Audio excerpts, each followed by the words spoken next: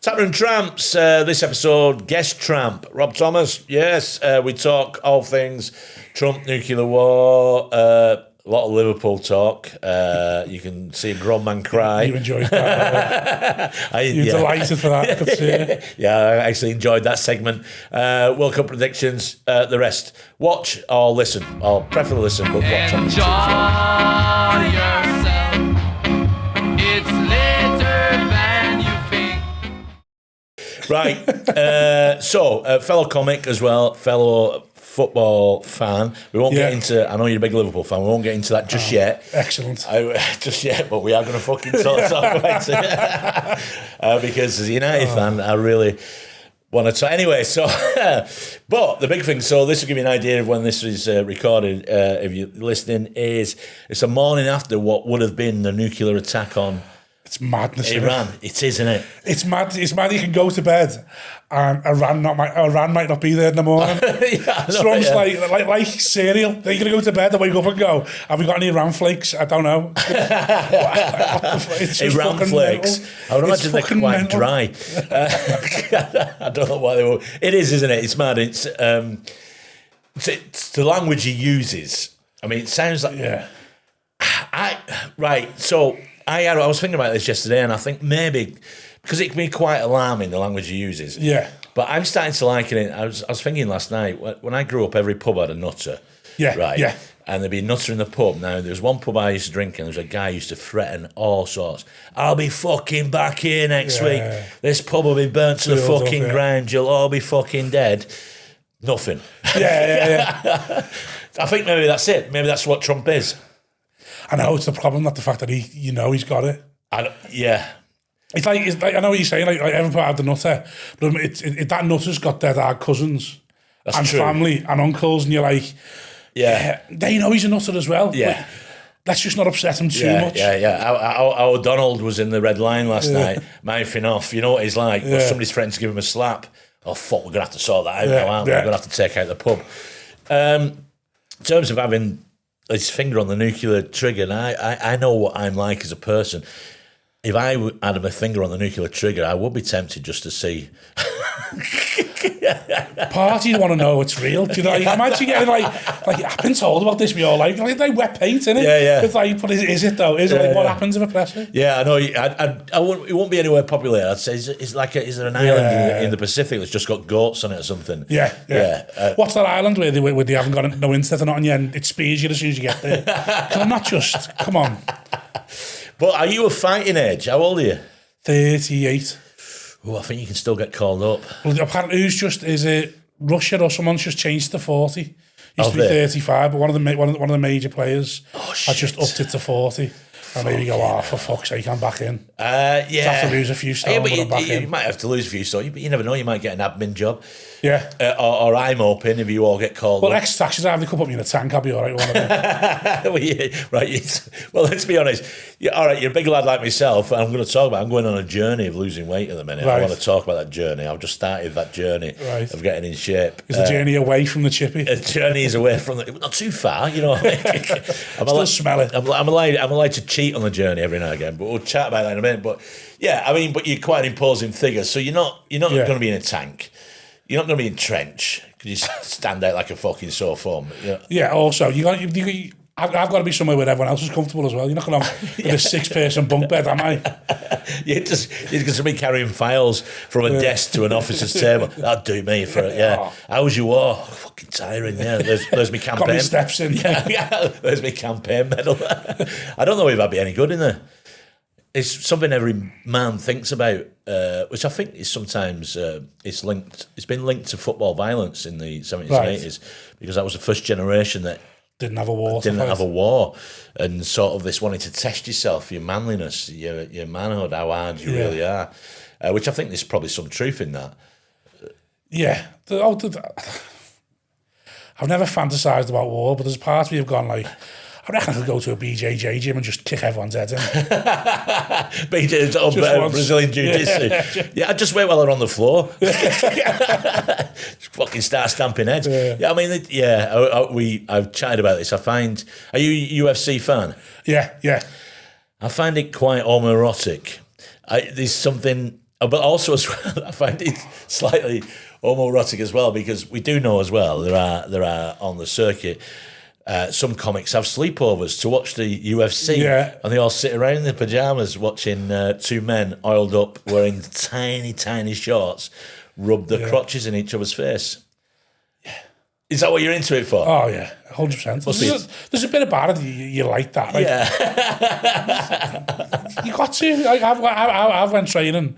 I've done the training. Like I've tried to go. So I tried to start it. Yeah. As you were your weight loss journey, starting it. I tried to start a BJJ journey about 5 times. Really? And I've never gone past the first class. Why is that? It's just something always happens that upsets me and I never go again.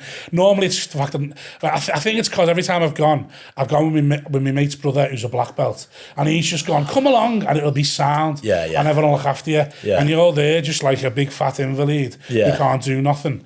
And they're all trying their best. And there's nothing worse than being rubbish at something and people taking pity on you. And telling you what to do, and you're like, this isn't right, this. And then everything inside yourself's like, I'm 6'2", 23 stone, I should just be able to throw people around. You think, you'd think, it's like playing five-a-side with a couple of ex-pros. Yeah. You see the way they touch the ball, and you're like, you see the fact they go, they're not even sweating, and yet they've controlled the entire game. Yeah. Well, that's my, and you talk about weight loss journey. I've started going to the gym last week. Did you? Last week, been back in the gym. I just don't understand how people don't sweat in the gym. It's my biggest pet hate at the moment. I sweat on a dog walk. I know. I sweat getting out the car to get to the gym. It's like, I'm in Pure Gym and you have to go through a little capsule. So that makes me sweat and I'm going to fit in the capsule. And then I'm there and don't be wrong, gorgeous looking lads, stunning lads. And I'm just like, they go, how do you look like that? How do you look like that and not sweat, like not put the work in to get there? Because they're just there chatting the whole time, and they go, there must be a cheat code I've missed. There's got to be as well. There's got. I mean, I don't like the gym. I don't like the space. I'd like to be on my own in it. I used to box when I was a kid, so I prefer that kind of gym. There's a lot of. I don't like the idea of putting bikes near the window when people are walking past. There's no fucking way I'll get on one of them bikes. Jesus Christ. Some people walking past, gawping at you. Well, the one I go... Look at that fat fucker. The one I used to have treadmills facing the KFC. Oh, it used to make me laugh. That's hilarious. In Aintree, used to have treadmills and face the KFC, and now they've moved it around now, so the weights are in the window rather than the. You know what I've been tempted to do? So, like a chicken wrap meal with fries and a small Coke is about 600 odd calories. Yeah. I'll be watching my calorie counter while I was. That's the worst thing about being a fat cunt, because that's what you do. Yeah, I know. Now I'll go to the gym. I'll go, right, I've burnt off 800 calories, and then I've got about 300 that I've burnt naturally. That's 2 double sausage and muffin meals. That's I don't. So I've started my weight journey, which I'm struggling with online. There's a lot of stuff online. It says if you're over 50, do chair Pilates or something. What happens is you'll get on a link, you go, this looks interesting, this looks like an easy way for a fat fucker to lose weight. And then go, blah, and then it'd just be pages and pages and pages and pages of stuff. And then let me show you how easy it is, these 7 easy steps. But before we do that, I'll tell you about my journey. You go, I don't want to know about your fucking journey. And he goes on and on and on and on. And you link him, before you know it, you've spent an hour reading shite and you've not learnt anything. Then it goes, in 4 easy steps, first you details your email, and then it gets the final pay page, the way you go, so it's costing me fucking 50 quid for a month, this, just for somebody to send me a diet sheet and show me some exercise I can do in a chair. Have you at the point where the people are messaging you? Yeah. PTs. I've made a mistake of liking something, and then they get in touch. So you do a podcast. We'll do this about weight loss now. Yeah. There'll be 5 lads. There'll be at least 2-3 lads that'll message us, offering us PT for free if we talk about it and let people know they're doing it. But it's online PT, so it's just some lad who's 20 sitting in his university dormitory trying to tell us fat cunts how to lose weight. And you just look at I got dead far with one fella. He sent me a plan, and then I had a video call with him, and I just thought, I don't respect you. You're sitting in a university dorm room telling me, a 38-year-old father, what I need to do to better myself. Yeah. Get fucked. No, I couldn't be doing that. I'd be tempted to pretend I've froze the screen. I'd be doing star jumps, and all of a sudden go, and I'd be like, Mick. I couldn't do it. No, I mean, I'd have to do it in person with somebody. I don't mind that. But no, somebody on a screen, it feels like fucking got in touch with the wrong OnlyFans. Instead of wanking off, I'm actually exercising. I couldn't do that, not on a screen. And I don't think, and I'd like to have a PT instructor who's about the same age as me. And I want proof that he was a fat fucker as well. Right, you want someone who's got better? Yeah, I want somebody who's got better. I don't want some kid who's like, hey, all I've done is eating carrots since I was 16, and I'm 24, look at me, I don't drink, I don't smoke, I don't do anything. I don't want that prick. See, I don't want someone who's got better. Because I think I'm going deep down, you're as bad as me. You know you're a fat cunt in waiting. You know this is all going to fall apart again. I want someone who's never gone wrong. I'd happily my age. No. But I don't want them to have ever gone wrong. I want to look at them and go, yeah, I wish I could be a better person. Like, I don't want anyone who will look at them and think, you're just a degenerate like I am. This is all a facade. And we both know when you get to 60, something's going to tick and you're going to get him to being a fat cunt again. Like, I don't want to look at my PT and see weakness in him. Oh no! I do. I wanted to prove that he was like me. I don't want the thing that tears me about these PTs. They're all mid-20s. Yeah. They're all fucking toned as fuck, fit as fuck, but also dull as fucking dish. Well, they've had no life. I want some guy. He's my age. In his 50s, ripped. And when I'm on a treadmill and just going, fucking hell, when I was in my 30s, I used to get a couple of bags in at the weekend and fucking, I'd be on the kebabs after and all that. And I go, all right, at least we got somebody coming. Where to go wrong? You're just there going, why can't you do both? Now, I'm not doing this because I don't want to do that. But I want to do both. Why can't we do both? Well, that would be the magic at the end of the session when you've lost all your weight and you're shredded. And he goes, by the way, I still eat kebabs and do bags. Now you're there. Here's the secret. Yeah. That's the way in. Yeah. But no, I can't stand young. It's awful. To be honest, I've got a problem with attractive people anyway. They can fuck off, especially when they start moaning about things. Because we've talked about this on before many times, and I don't think if you're good looking, you should be a comedian. Oh, I 100% agree. Yeah. It's not your thing. Fuck off. No, fuck off. Yeah. Your life's not. You've never had to be funny. Yeah. Also, as well, your life's not hard. Yeah, it's never has been hard because we judge people on looks. As a society, we always judge people on looks. I know for the size of me from a distance, people have already made an impression of what I'm like before. Yeah. And I know I'll never be invited round for late night drinks. But that's the idea. So. I want somebody who's lived it to teach me. I want somebody who's been through it. Because I wasn't fat when I was younger. I started putting weight on when I was about 30. Oh no, I was much earlier than that, 23. And I got, it was one of them, I was about 30, 31. Probably about 32, and I just got into, I think I just started doing stand-up full-time, and I ended up with a little beer belly. And people went, oh, it's cute, you little man belly. And then you go, oh yeah. And then before you know it, you go, what the fuck is that? Yeah, but it's always that. It's always, oh, it's cute, looks good on you. It's like, no one's like, oh, it looks cute, looks good on you, fuck me now. Like, it's never that. It's never like, oh, it's amazing that I wish you would sleep with me. It's always, that looks great. Yeah. Oh yeah, I've had people flirting, go, oh, I'm a fan of the bigger man. And then they introduce you to the skinny boyfriend, and you go, you're fucking not. Yeah. You're not a fan of the bigger man as well. Yeah. Also, you might wank to us when you feel down. I don't know. They think that. Do you know what it is? I think why they're attracted to us. Let's be honest. It's not for the sex. It's not for the thing. I think it's for the comfort and the knowledge that they know we won't be out cheating. Yeah. That's what it is. Yeah. They go, oh, that fat fuck. Nobody else is gonna fuck him. So I'm all right. He can do what he wants. Yeah, no one's seeing. I always say as well. Like, no one's seeing me, and immediately, people might fall in love with me after 3 months. No one's fucking me on a one night stand. Like, yeah. It was love at the first 6 months. Yeah, it was love when no one else was chasing me, and he was still there. Maybe they was chasing you, lose a few pounds. I always joke about being on like lads' holidays. I go on lads' holidays still, even though 38. Me and my mates go to Butlins and Benidorm every year. They're the two weekends I'll make sure I'm always there for. And obviously, we've all got mates who do things they shouldn't. Yeah. I said, I've got a joke now. We're going, I have a go. I said, but every lad's holiday just get called a lovely man. And I just sit there thinking, I was trying to fuck you. What's happened there? The lovely man. Yeah, he's the lovely man. I was like, what the fuck's gone wrong? Yeah, you're really sweet. Yeah, like, fuck off. But in my head, I'm depraved. What have I done? What have I done again? I'm not that sweet. So what Butlins weekend did you go to? Do you pick?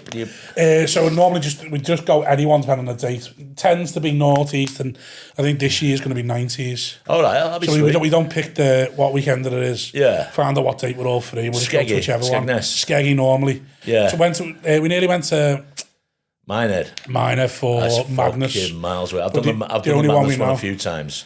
Well, the only band we knew was Magnus. Oh, right. There was no point us doing it. We're like there going, yeah, it's going to be a write-off. Yeah. It's full of folks like me wearing Harrington's, Docks and Loafers and Fred Perry's. But it's good. It's good fun. Oh, I fucking love it. The only problem is Minehead's a fucking mission. Yeah. It's an absolute mission. Well, I've done the gig a fair few times, 4.5 hours there. Oh, you done the gig at the... Yeah. Oh, yeah. Well, I love doing the gigs because I've done the weekend. The gigs are like a tap-in. Yeah, of course. You just go in and just talk about it. Like, just talk about the whole weekend. Yeah, and they're afternoon ones as well. And but it takes fucking ages to get to Minehead. I don't know why it's that far away. Who builds a holiday camp there? They're fucking idiots. But that's when there's a few. So I think there's only 3 Butlins open now. Bognor, Minehead. And Minehead. Yeah, they sold them all to Pontins. And what? Did they sell them to Pontins? Yeah, Pontins and Haven. I worked at Butlins when I was a kid, when I was 18, I was I did 2 seasons, did a few holiday camps.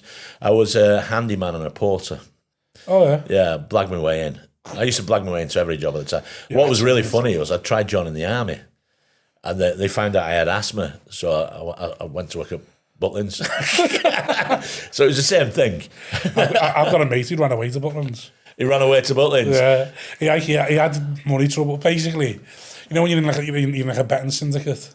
So me and all my mates, was 12 was in this betting syndicate. And one of the lads was collecting the money every year. And he'd done it for 3 years, not a problem. And he collected the money every year. And just this one year, he fell out of work. And he just was clearly getting the money, spending it, thinking, I want to get it back at work, I'll put it back in. Christmas come along, it's $4,000 in the hole, has to pay us all out. Doesn't know, didn't thingy. Hadn't sorted it out, kept trying to buy himself more time. We were like, there's lads there going, this is my kid's Christmas presents, where's the fucking money? In the end, one of his relatives bailed him out, gave him the money, and he just couldn't, he ran off to... He couldn't face you? Couldn't face it, yeah. It paid everyone the money, and then 2 weeks later, we ran off to Butlins, it's so you get your accommodation, you get your food there, and you get a bit of a wage on top. The wage is probably... not quite living wage, probably is, but when I worked there as well, because I was in Pwllheli, so it was loads of Scousers and loads of Manx there, and this is how naive I was, they'd all disappear every fortnight, loads of them, in vans and coats, to go and fucking sign on back on, and then come back to the fucking camp. They were on double bubble. I've been there for about 6 months before a lad of noise from Salford, he just said, why are you not doing it? Why are you not going? I said, I didn't know. He said, well, everybody's doing it. Everybody was doing it. I don't drive. It didn't matter if you didn't drive. There was always somebody going. You know what I mean? There was always a car you could get into. But when I first started taxi driving, this is, I'm 38 now, so this is when I was 21, 22.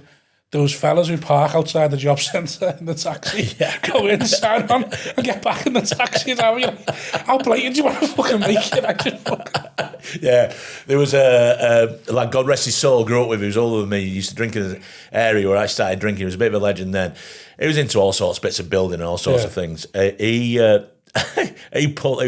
so arrogant about it. He pulled up outside the job centre in his Merc. He had a Merc. And as he was signing on, he was getting in the Merc, the guy signing him, come out and went, is this your Merc? And he just went, one of them. but didn't get investigated. They sort of like didn't at the time. That used to happen loads. I used to know loads of lads who were doing it on the side at the time. That was part of the economy, though. I think they knew that. I think they knew that was part of the economy. It was all going back into the economy. That's it. It doesn't go far, does it? No, it gets spent. Goes straight back to the alehouse. Exactly, it gets spent. I wanted to write a bit about this stand-up being the worst job I've ever had, because it's the only job I've ever had where there's no con. Every job I've ever had is like when I was working on the railways as a Sparks labourer, robbing copper left, right, and centre. I had jobs on a construction site where they didn't turn up. Yeah. Someone just signed me in. Yeah. And then we go halves on the wage. Yeah. I used to work on burger vans in like race courses and that.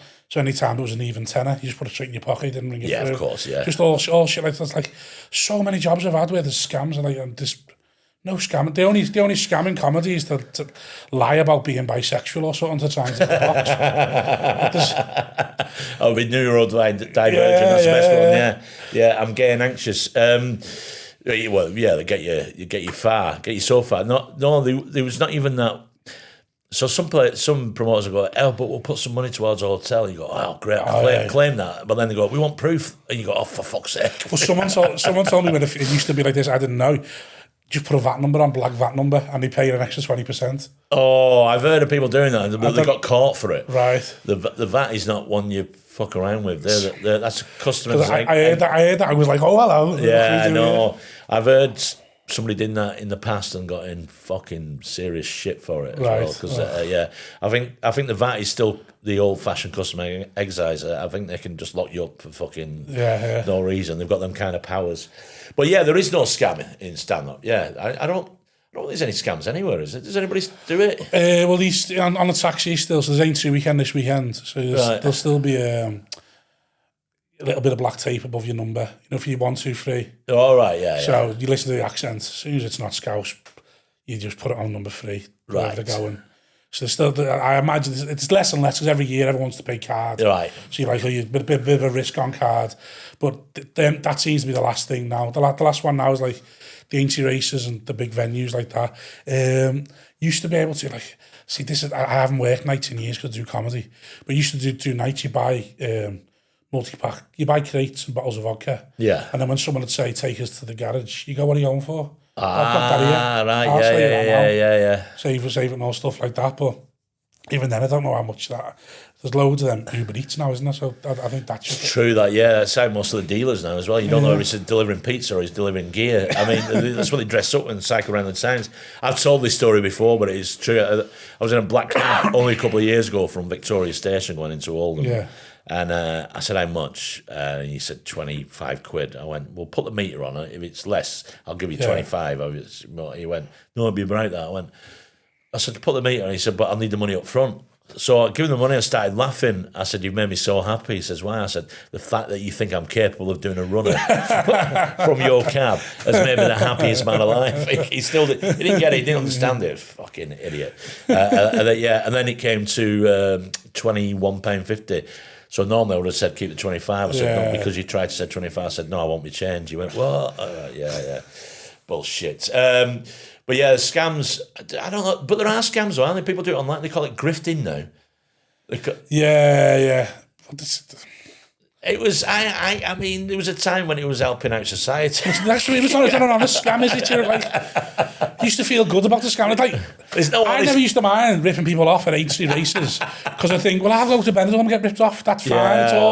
It's all a circle of life. It all sort of happens. Yeah, you sort of hope it is a circle of life. You're not robbing anyone's little old nan. Do you know what I mean?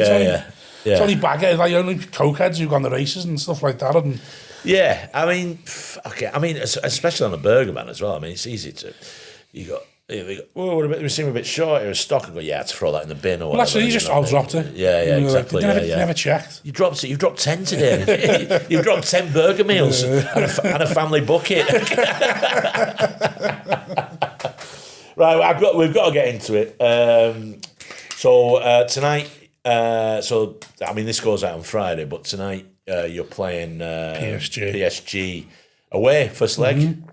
Yeah. Tough game. Yeah. So, right. So, if you'd asked me before Sunday, was it Saturday, sorry. If you'd asked me before Saturday, I'd have said, we'll probably turn up. Who knows whether we get a result, but we'll play a decent game. After Saturday, I think we're going to get back. Right, so, I watched the game against City. Yeah. Right, and it's a really tough one for me as a United fan because... Liverpool City, but until City scored, it was. I'd say the game was quite even. First half hour, it was all right. It was quite even. It was, but it wasn't because it was quite even. But we didn't actually create a chance. We just looked all right in that bit between the box and the halfway line. Yeah, getting the ball up between Wirtz and Ekitike. Two cracking chances. Ekitike, he should have hit the target, and Salah. that first touch. Salah was a proper chance, yeah. That one and then got tackled, yeah. Yeah. That was a proper chance. I'm not sure which one I'm thinking of now. But. He comes to and he hits it, but he goes over. He should be hitting the target from there. Right. Yeah, a snapshot. As good a chance you're going to get in the game as a striker. Yeah. So I have to agree with Van Dijk after that. He said, you seem to give up, which you did. I was watching it. 100% like, whoa, that's... 100% give up. As soon as they scored, it's that's sort of unusual. I mean, you think, fucking hell, I mean, all right, it's an FA Cup tie. You've got a bigger game this week in the quarter-final of the Champions League, but the belief seemed to... but I've seen that a couple of times this year in the Liverpool teams, which is... where's that coming from? The manager or... I don't know. It's hard to say because I'm not of the opinion of like it's all his fault. Right. But at the same time, it's just it's like it's obviously coming from somewhere. There's obviously a sense of like, oh, we've got nothing else. This is like I've seen a few, like you say, there's a few times where we'll score, then they'll get an equaliser. And then rather than we'll go again, they go, it's took us everything just to get in the lead. Right. We've got nothing else. And you can just see in the players and you're just like, what the fuck? Like, it's just a sense of, well, this is everything we've done everything we can now. So the argument would be level at him quite a fair argument to level at him. So he won the league last year, which was effectively Klopp's team. Yeah. And what all he did change, he took the pace off it a little bit. It wasn't the 100-mile-an-hour stuff that Klopp was playing. It was a little bit more controlled.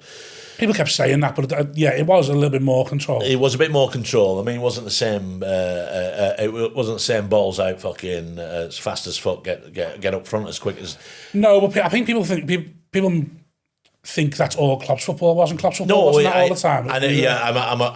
I'm aware of that. But I mean, the excitement between the two between the teams. Yeah, it's stark. It's a stark contrast. Also, as well, a lot of signings this year, which have taken time to bed in. Do you think it's too many signings? I think that can happen sometimes. I think it's a fitness thing. And I think it's a. So I don't remember. Do you remember Martinez took over from Moyes?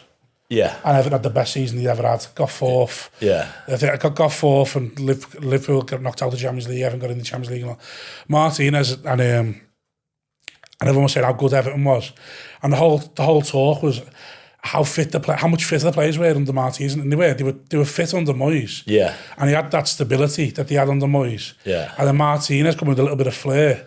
And then when he started adding more of his own players in the second and third season, it just started falling apart. Yes. Because they'd lost what they had with Moyes. And the two of them working together were magic, but the one trying to take over the other one just seemed to fall apart. And I think it's similar what's happening with Slot now. I think last year, he had that perfectness of Slot's fitness, Klopp's fitness, the discipline Klopp had installed in the team.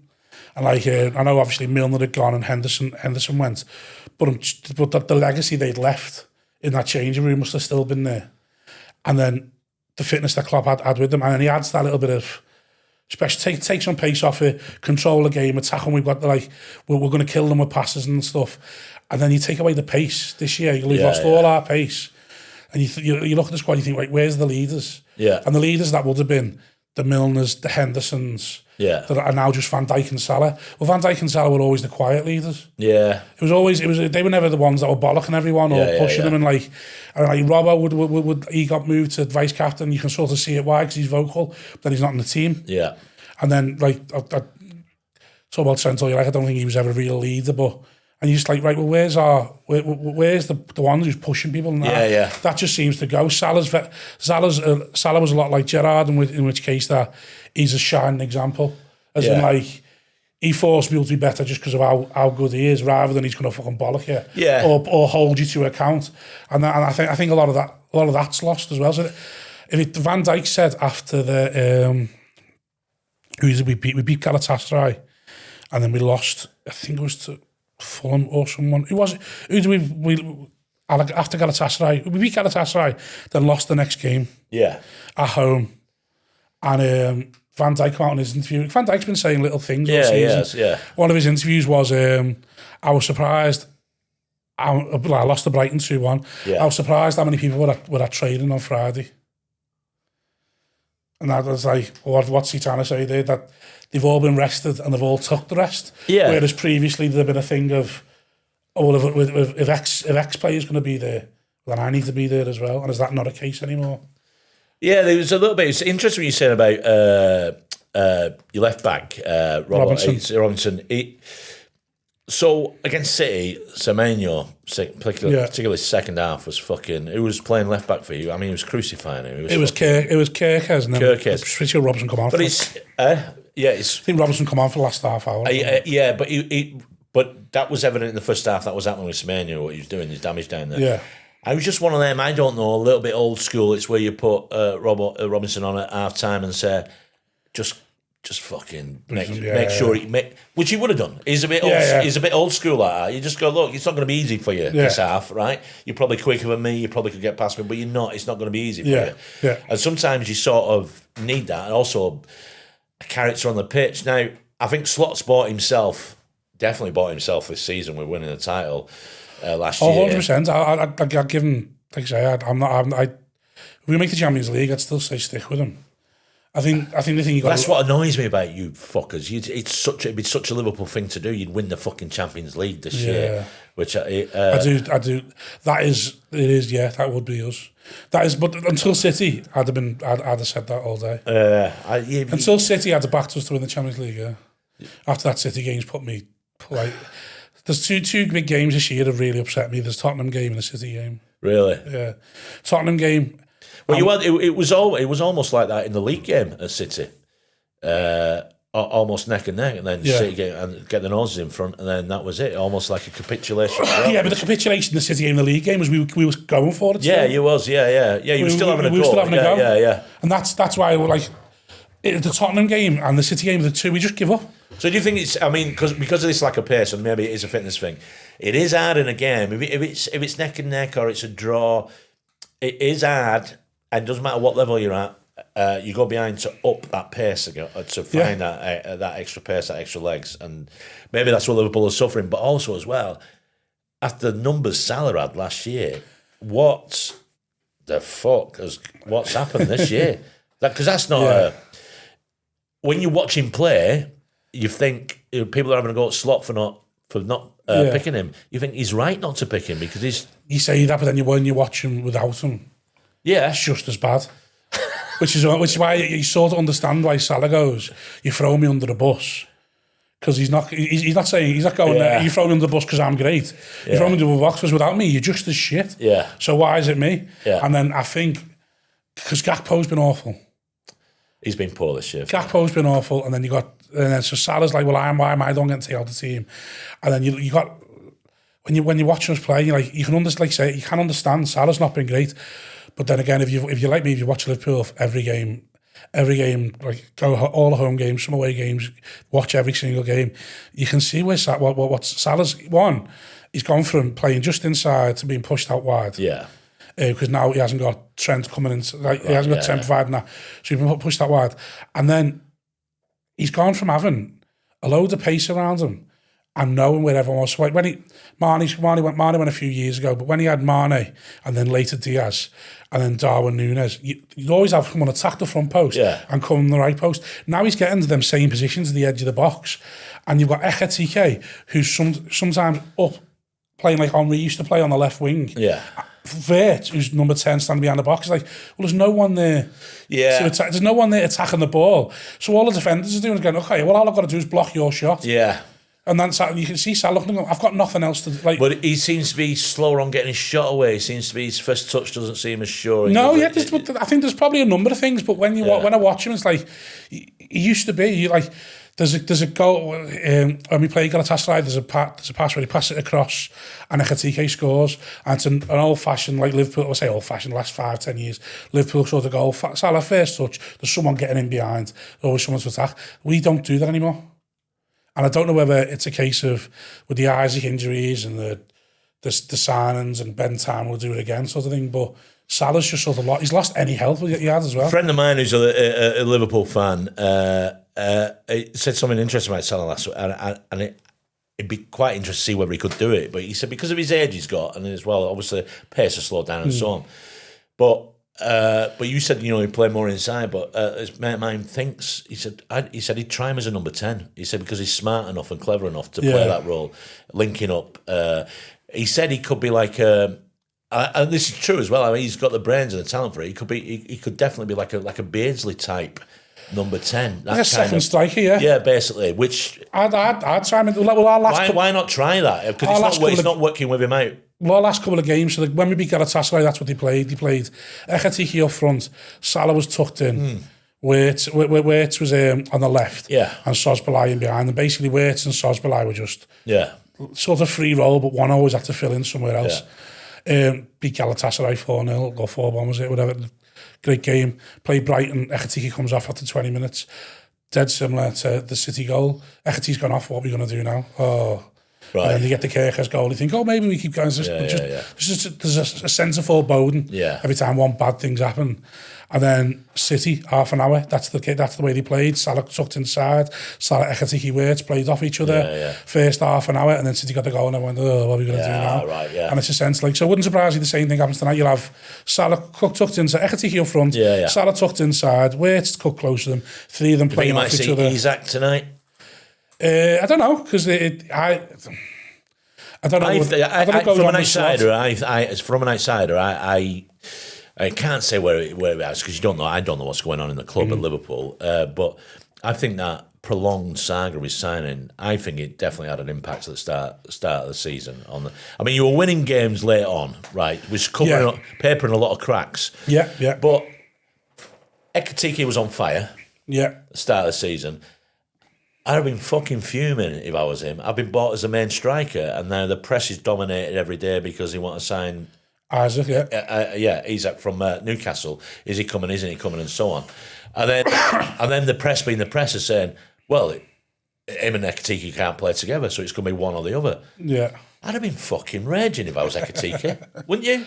Well, he went out and done the business, didn't he? While that was happening, he done the business. That's what I mean, yeah. Then Isaac got injured, and then Slot started trying to rest him, and you're like, we're not playing well enough to rest players. And why do you keep resting the best ones? Rest Gakpo for fuck's sake. Give us all a rest and not play him for a bit. But there seems to be quite a few Liverpool players that are off the pace this year. It's the same with Ngamoa. He seems to be really reluctant to play Ngamoa. Yeah, and it's like I don't want to overplay the kid. And he's too young. I get that. And you understand it, but you're a bit like, we're not going to be in the Champions League next year. And then you're going next year when you want a decent left winger and we can't sign him. Do you not think you'll muscle into the top four? Do you not think that? I will again. If you'd asked me 2 weeks ago. Well, I think it could be. It's top five. Is looking like guaranteed top five now. Guaranteed top five. So So you're fifth now. Yeah, we're fifth now. We've got to play Chelsea. Oh, we've got to play Chelsea United. Yeah. We've got to play Chelsea, and we still got to play Hughes as well. I think. What are we? 5 points off Villa. Only 1 point clear of Chelsea. Yeah. Evan keeps saying they're going to go above us now. There's loads. We're all over the place. We've got to play them as well. We've got to play Everton. Oh, you still got to play Everton. Yeah. We're at their new. Hill Dickey, the first derby in the Hill Dickey. I think they're suffering from a bit of that new stadium. I think there's a curse on new stadiums.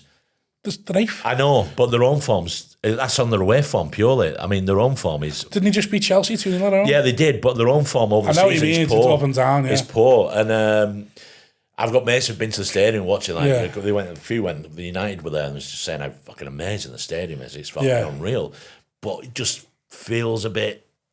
Well, it takes a bit of time, doesn't it? Of course it does, but what's happened? I don't know what's happened with everyone's moved seats. Yeah, Because I don't obviously United like us, so we've had the same stadium for years. Everyone in the Kop, whoever was there, they might gone now. So whoever was Gladys, because I know loads of my mates who my dad's that part and that part and that part. So they've all moved to try and be around each other. Yeah, she's like, well, look, I wonder if all the atmosphere is gone because.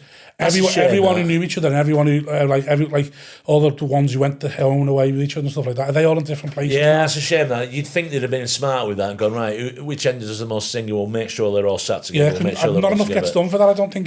That brilliant in Germany for that. You can't get on that yellow wall, can you? In Dortmund, exactly. And I always argue about the Kop. There's a waiting list for that yellow wall, isn't there? Yeah, it's mental. Well, I always think, but the Kop should be the same. I always say, I was jokingly, but I mean it. Like, when it comes to football, I'm very Brexity. Honestly, to keep the balls out the cop. Right. That's what I keep the balls out the cop. It's just like, make the cop. Cop should be season ticket only. Scouts. It doesn't have to be Scousers only, but you've got to have the season ticket for a while. Do you know what I mean? Like, yeah, but you shouldn't be able to buy. You shouldn't be able to buy a single ticket. But you suffer for what we suffer from at United. Tourists, fucking so many tourists at each game because they paid a few £100 for a ticket. Yeah, get them away from the cop. Yeah, but they're in areas of the ground where you can see them mourning because they can hear people swearing, and they're sat there with half and half scarves on and the bag from the fucking shop. Yeah.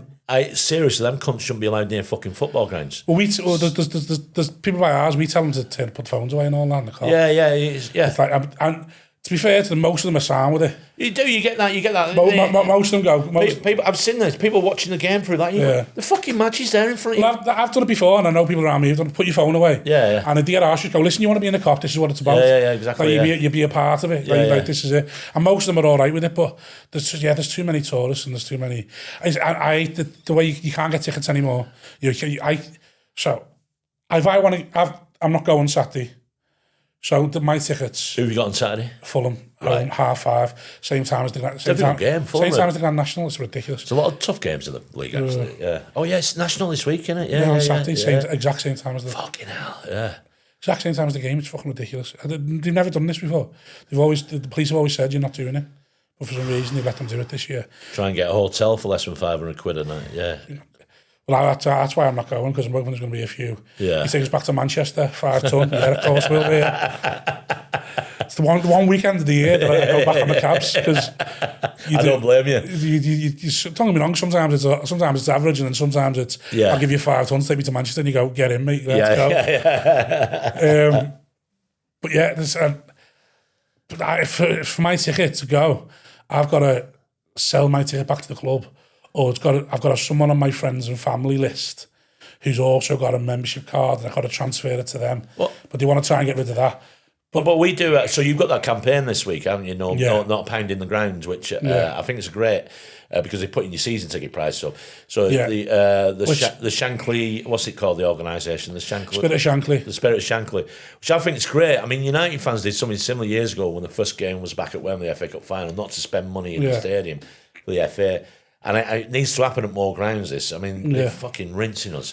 If they want that corporate fucking washout of bland fans with no fucking atmosphere, well, then, do you know what? You're fucking welcome to it then. The game's fucking truly gone then. Do you know what they want? And you know this by the American owners, they want it like the NFL. Yeah. And every time I see anyone talk, I see Carragher talk all the time. It's like, you can tell you watch no American sports sort of thing, because the way but what happens, what they want is they want control. Then when they've got control, you start implementing rules on each other. Yeah. So what happens in the NFL is your ground has to be over 70% capacity for every game, right? Or you get smashed with fines. Wow. Because it's part of the product. Right. So you can't have an empty ground on the telly, right? Because it makes the product look shit. Yeah. So then you have to find ways to get the fans in the ground, then sort of thing, and then you have all the loyalty fans and stuff like that. And that's what they want. What these wants to control, milk as much as they can. Yeah. And then once they've got control, that's when you'll start seeing all sorts of like, not the incentives to try and get us back, but I think the problem is they don't understand why their product's so good. Because in America, the product isn't the club. The product's just the NFL. Yeah. Over here, the product's the club sort of thing. But we've got a problem with tickets. So we've had a problem with United this season, in particular, the last couple of seasons. But we played Rangers in a European game. We had a problem with, I think it was last year, we played Leeds at home. Their fans turn up in areas of United grounds, which they shouldn't have been, because them tickets have been given up by the fans, and the club then have sold them to somebody. Yeah, and then it's been bought by opposite fans. Now, thankfully, violence at matches, trouble's not there, but it's only in the wrong environment, the wrong game, and it's fucking close. People will lose their fucking temper, especially if somebody's jumping up shouting for another team. But what they do at United, which is fucking outrageous. So you got the season ticket, you want to transfer your ticket, you can't make the game, so you transfer it to a member of the club, right? But then they have to pay £26 for that transfer as well. So on top of this is what they're fucking rinsing us. They're all rinsing us. Horrible cunt. Yeah, we've got this Ineos group where everybody thought they were going to save the club. He's acid stripping the club. He's sacking fucking cleaners. He's getting rid of Christmas do all the benefits and perks of the club. I don't understand why more fans aren't like the reason. I know how Scousers come across. I know what and I know I'm a very militant Scouser as well. But like, I don't understand why isn't everyone just fucking. Why aren't you doing what we're doing? Why aren't you having protest? I don't get it with City. Why do City fans sit there crying that the tickets are 54 quid and don't have a go at us, we're all working class and the tickets are too expensive, that's why our ground's not full. Well, fucking protest then. Yeah. Do something about it. Don't stop whinging. Like you've got no fucking... Do something about it. Stop sitting there crying. In fairness, nearly every home game at Old Trafford, there is a protest. There's always a protest of some sort. Press don't cover it. Nobody bothers with it. That's part of the problem. And it's like... And the TV companies don't want to show it because they know they're part of the problem. Yeah, exactly. So they don't want to show it. They'll only show it, and this is just for the ratings and viewings. It's like you say we were rock bottom going there, looking at relegation, and the board were a mess. And they go, oh, look at these lot all protesting and fucking going mad. Oh, that's great TV then. Yeah. But through the rest of the season, we go, look, we're being ripped off by fucking Sky, which we are being ripped off by Sky. Yeah. I was in Australia 2 years ago. For a tenner a month, I can watch every single Premier League game. Well, like I say, again, the NFL, that's what it's going to be. That's what's going to end up being. No, but what I mean is, why is it only a tenner a month for them in Australia?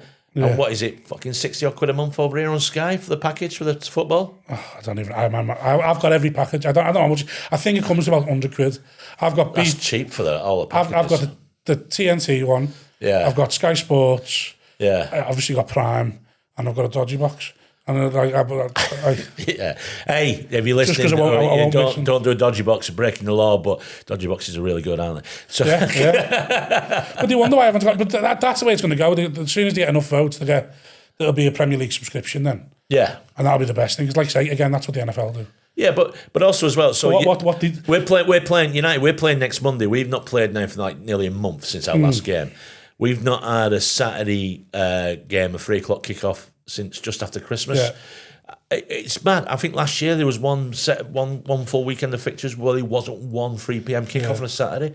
That's got to change. Well, I know what the NFL do is they black out.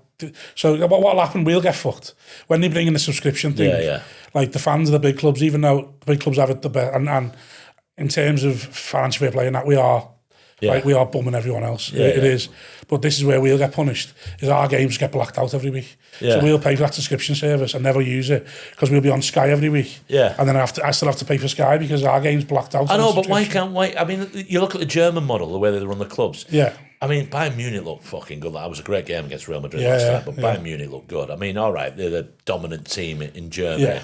Every now and again you get somebody else who challenges. They had Bayer Leverkusen a couple of years ago, which Xabi Alonso was manager of.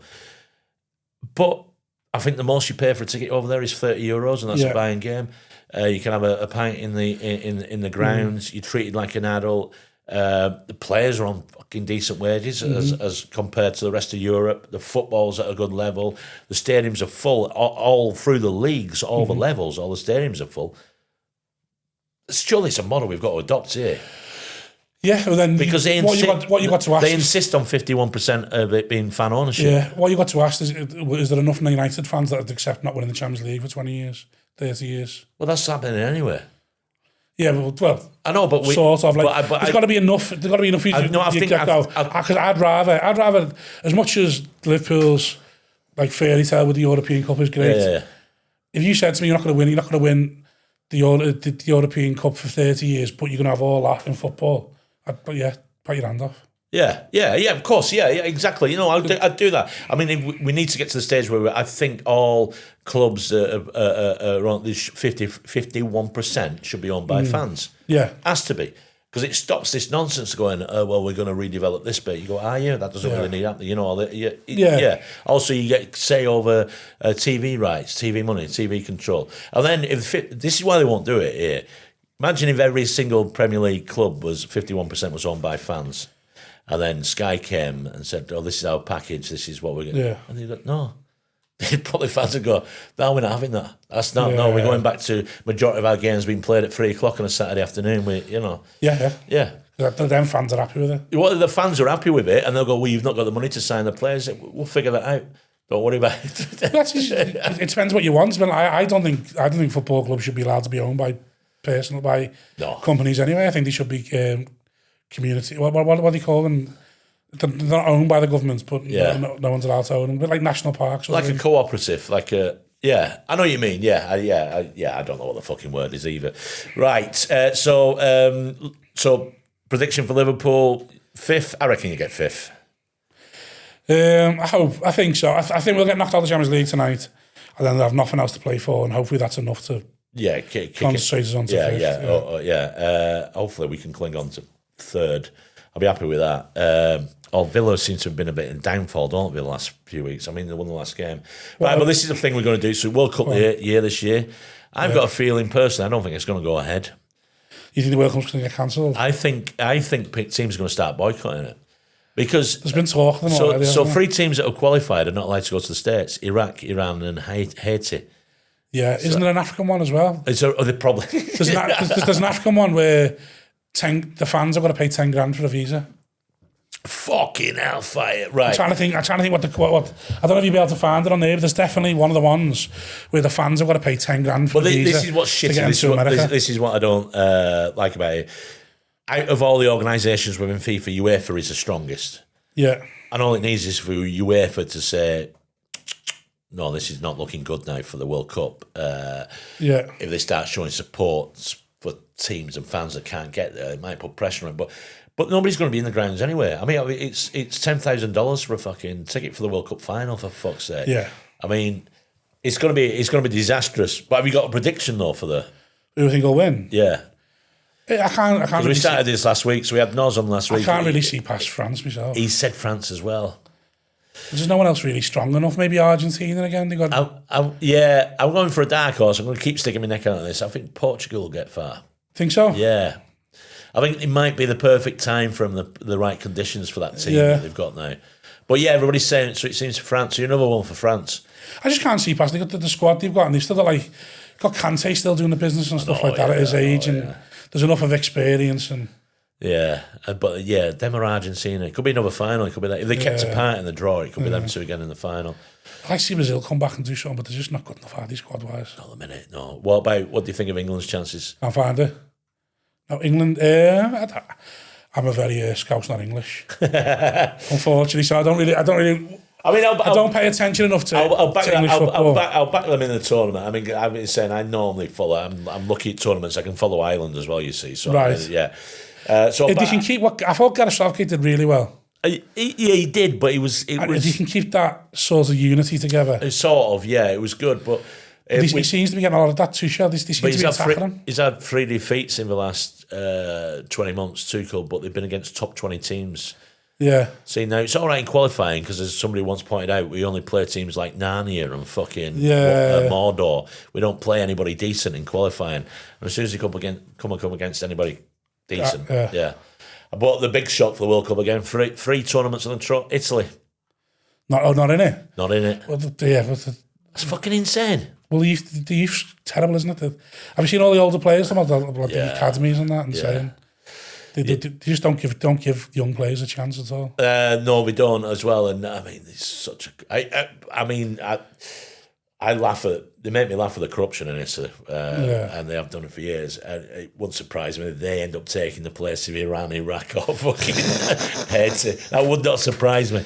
They'd find some fucking loophole. You turn up at the World Cup and you got the Italians in and you go, "Hey, we got it here." So you look at Italy, you look at Germany, and how successful their teams have been on the world stage / European stage for domestically. Would you accept that to have football like that? Because I'm sure their tickets are only. I know they've got quite like. I'd love to have the power of some of their hooligans. I mean, don't get me wrong. I don't want to go slashing people, but I'd love to be able to. Yeah, but I think there's areas mouth off a little bit. I think there's areas in Italy, isn't there, where there's some of the fans, sort of the ultras. I think they're quite good at bomb making and stuff, you know. Exactly, yeah. I mean, I think you'd listen to your fans more. The party's just like that. That's the thing that is the problem with the Premier League. I think it's too much of a global game now. Probably. Yeah, I mean, I'm still of the belief, and I still think Premier League teams do this. They'll sign certain players from certain parts of the world to try and enhance their fan base there, which I think is fucking ridiculous reason to be buying a player. But I know it does happen. Yeah, don't get me wrong. Sometimes it'd be like you used it perfectly, didn't you? Was it Park Ji-sung? But Ji-sung, he was great for us all. That's what I'm saying. Yeah. Sometimes it happens. Yeah, sometimes it's good. Yeah. I don't think he was bought for that reason. He's actually a decent player. No, it's the same. Well, you look at Liverpool and Salah sort of thing. Yeah, exactly. We're so like. Yeah. In the Muslim community, I know, but we're so big. Oh, you are, especially in the Middle East, but in Egypt, your fan base, increasing Liverpool fan base there doesn't mean anything because the country's so poor that they're not really contributing to it. But you're right. Apparently, it's not. Apparently, if you go to Saudi Arabia, in the Saudis, he's still a poster boy everywhere. Exactly, everywhere. Yeah, like the ones that we. That's where he'll go. I reckon that's where he'll end up. You think that's where? Yeah. Probably. He'll probably because they're giving him a free, aren't they? Now they're writing off this year's contract. Yeah. Well, they only ever wants to give. He'll probably end up with something daft like 50 million straight away just for signing, tax free, and then something like 50 million a year for the next 3 years. And yeah, I think he'll want to go somewhere. I think Ronaldo's still in Saudi, and there's still some big players there. Yeah, there are. He can sell it to himself there. Yeah, of course. Yeah, he'd be happy. He'd be a superstar. Yeah, he'd be treated like Messi's been treated over in Miami. So France. What's that? What's that? Ivory Coast, Senegalese Cape de Verde face $10,000 to $15,000. Oh my God! Due to high overstay rates. Fuck it. Also, as well, they're going to be looking through your Senegal. They're going to be looking through your phone to see if you criticised Trump as well. I saw that. Yeah. Which is, are you in trouble? Would you be in trouble for that? I'm not sure. I think there's enough both ways. Because as a comic, he is great for us, isn't he? As a comic, he is. Yeah. His part and some of his jokes are great. Yeah. That one when was he when he said they'd done a blood test on him, and he said he didn't say I had DNA. He said I had a USA. And I was like, that's fucking beautiful. Like, that is good. That is beautiful. But I've been watching Narcos, the original series that came out a few years ago. I've started watching. It's brilliant. I don't know why I didn't watch it earlier. And I'd love to. I'm just sort of gutted that Escobar's not around now to see what Trump would be saying about him. Yeah. You know, because all it'd take is Escobar to say, I like Donald Trump. He go, he's a very nice guy. He says very nice things about me. He's misunderstood. Great charity work. It'd be absolutely brilliant. Anyway, thank you. Thanks very much. No problem at all. Cheers, pal. Cheers, doing it. Thank you for doing this. There we go.